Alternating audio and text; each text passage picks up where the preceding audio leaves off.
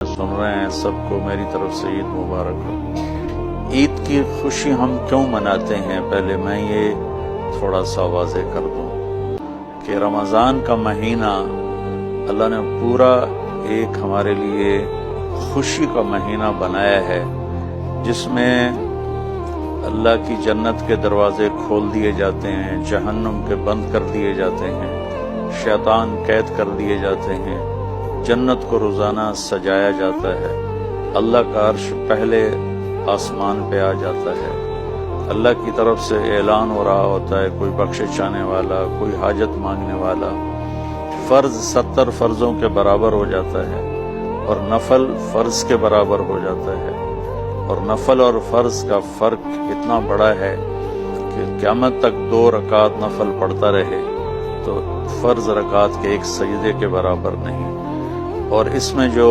مر جاتے ہیں اہل ایمان ان کا حساب نہیں ہوتا، ان کو قبر میں منکر نکیر نہیں آتے، اللہ تعالیٰ ان کو معاف فرما دیتا ہے۔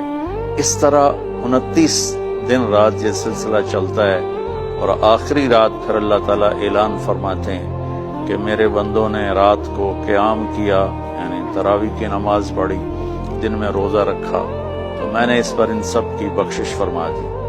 تو اس خوشی میں پھر ہم سب مل کر اللہ کی بارگاہ میں شکرانے کے مل کر 2 نفل ادا کرتے ہیں اور اللہ کا شکر ادا کرتے ہیں کہ یا اللہ تیرا شکر ہے تو نے ہمارے گناہوں کو معاف فرمایا، جہنم کو ہم پہ حرام کیا، جنت کو ہم پہ واجب کیا۔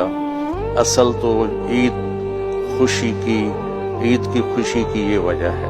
آپ عید کے لیے غسل فرماتے تھے اور اپنے کپڑوں میں سے اچھے کپڑے منتخب فرماتے تھے، اور فجر کی نماز کے بعد آپ اشراق نہیں پڑھتے تھے اس دن، باقی آپ کی ساری زندگی کا معمول تھا کہ فجر کے بعد آپ اشراق پڑھتے تھے، لیکن اس دن آپ اشراق نہیں پڑھتے تھے، غسل فرما کے پھر کچھ کھا کے، کوئی میٹھی چیز، کھجور ہی عام طور پر ہوتی تھی، کھجور کھا کے پھر آپ عیدگاہ کی طرف تشریف لے جاتے تھے اور پہلے نماز پڑھاتے تھے، پھر خطبہ ہوتا تھا، اور اس کے بعد جس راستے سے آپ جاتے تھے اس راستے کو چھوڑ کر پھر اور راستے سے گھر واپس آتے تھے، پھر وفود سے ملاقات کرتے تھے، سرداروں سے، صحابہ سے ملاقات کرتے تھے، اس میں کچھ کھانوں کا اہتمام بھی ہوتا تھا۔ اس طرح ایک عام روٹین کی عید ہوتی تھی آپ کی، ملاقاتیں کرنا، کھانوں میں جانا اور اچھے کپڑے پہننا، سب کو خوشی سے ملنا، یہ عید الفطر پر آپ کا یہ معمول تھا۔ باقی جو اداسیاں ہیں، ڈپریشنیں ہیں، اس کی وجہ آپس کی محبتوں کا کم ہو جانا ہے، اور دنیا کی ایسی دوڑ جس نے اپنے آپ کو بھی بھلا دیا ہے، اور آپس کی نفرتیں ہیں اور آپس کے بغض، حسد ہیں، ان منفی جذبوں نے ہماری خوشیوں کو دھندلا دیا ہے، ورنہ رمضان کا ہر لمحہ خوشی کے لیے ہے، اور عید اس کی بھیک ہے، اور پوری زندگی اللہ راضی ہو رہا ہو تو خوشی ہی خوشی ہے۔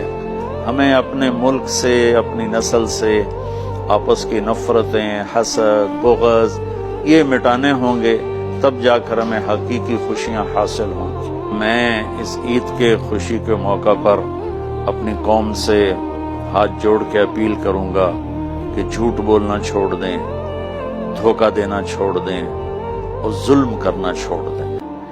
مذہبی نفرت نے ہمیں تباہ کر دیا، سیاسی نفرت نے ہمیں تباہ کر دیا، صوبائی قومی نفرت نے ہمیں تباہ کر دیا، آپس کی رنجشوں کی نفرت نے ہمیں تباہ کر دیا۔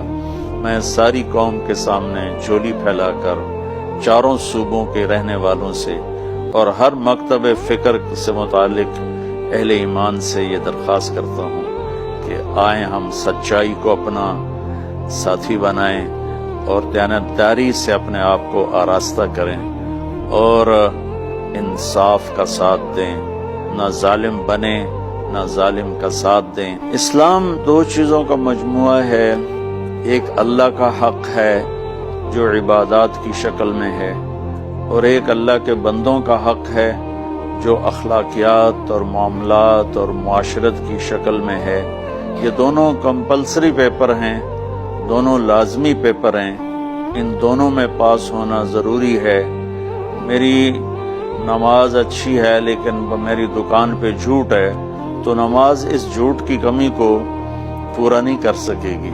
میری دکان پہ سچ ہے لیکن میں نماز نہیں پڑھتا تو میرا یہ سچ بولنا میرے نماز کی کمی کو پورا نہیں کر سکتا۔ اللہ کے نبی نے دنیا سے جاتے ہوئے 2 لفظوں میں سارا دین بتا دیا تھا۔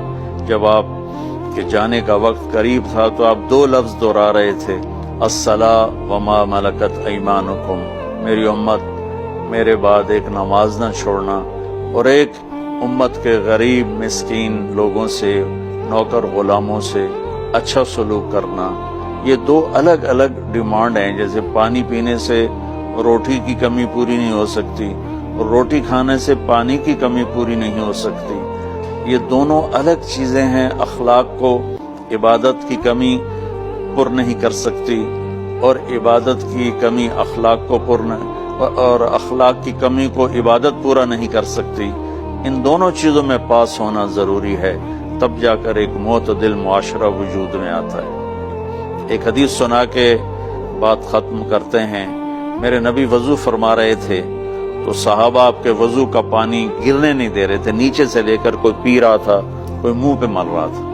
تو آپ نے فرمایا ما یحملکم علی ھذا، یہ کیا کر رہے ہو؟ وہ کہنے لگے یا رسول اللہ، اللہ اس کے رسول کی محبت میں کر رہے ہیں۔ تو آپ نے فرمایا میں تمہیں بتاتا ہوں اللہ اس کے رسول سے محبت کرنے والا کون ہوتا ہے۔ فَلْيُصْدِقِ الْحَدِيثَ إِذَا حَدَّثَ، اللہ رسول سے محبت کرنے والا وہ ہوتا ہے جو ہمیشہ سچ بولتا ہے۔ فَلْيُؤَدِّ الْأَمَانَةَ إِذَا تُؤْمِنَ، جو ہمیشہ امانت داری سے کام لیتا ہے، کبھی دھوکہ فراڈ نہیں کرتا۔ فَلْيُحْسِنْ جِوَارَ مَنْ جَاوَرَهُ، اور جو ہمیشہ اپنے پڑوسیوں کے ساتھ اچھا سلوک کرتا ہے، پڑوسی اپنے ہوں، غیر ہوں، مسلم ہوں، نان مسلم ہوں، وہ ان کے ساتھ اچھا سلوک کرتا ہے۔ یہ 3 نشانیاں ہیں عشق رسول کی۔ یہ 3 باتیں میری قوم اپنا لے تو یہ اندھیرے اجالوں میں انشاءاللہ تبدیل ہو جائیں گی۔ دنیا کے لیے قانون ہے اللہ تعالیٰ کا کہ جس قوم میں انصاف، دیانتداری اور سچائی ہوگی انہیں اللہ عروج دے گا، وہ مسلم ہو یا نان مسلم ہو۔ اور جن ملکوں میں، قوموں میں بددیانتی ہوگی، ظلم ہوگا، جھوٹ ہوگا، وہ زوال کا شکار ہوں گی۔ ساری ویسٹرن دنیا تو لیڈ نہیں کر رہی، ہمارے جیسے ملک بھی ہیں جہاں یہ ساری چیزیں ہیں تو وہ ہماری طرح ہی ذلیل ہیں اور ہماری طرح ہی وہ خوار ہیں۔ چند ایک ملک ہیں جنہوں نے ان چیزوں کی رعایت کی ہے تو وہ اس وقت لیڈنگ رول میں ہیں اور لیڈنگ ماڈل میں ہیں۔ تو دنیا کے لحاظ سے تو یہ قانون ہے کہ سچائی، دیانتداری اور انصاف قوموں کو اونچا لے جائے گا۔ آخرت میں اللہ تعالیٰ نے اعلان کیا ان اللہ لا یغفر ان یشرک بہ ویغفر ما دون ذلک لمن یشاء۔ آخرت میں کامیابی کا آخری فیصلہ ایمان پہ ہوگا کہ اللہ تعالیٰ کا فرمان ہے میں شرک معاف نہیں کروں گا، اس کے علاوہ میں جسے چاہوں معاف کر دوں۔ تو ہماری 52 کے قریب اسلامی ریاستیں ہیں، وہ سب بری طرح اس زوال کا شکار ہیں، جس کی بنیادی وجہ یہ 3 ہے جس کو میں بار بار آپ کے سامنے دہرا رہا ہوں۔ السلام علیکم۔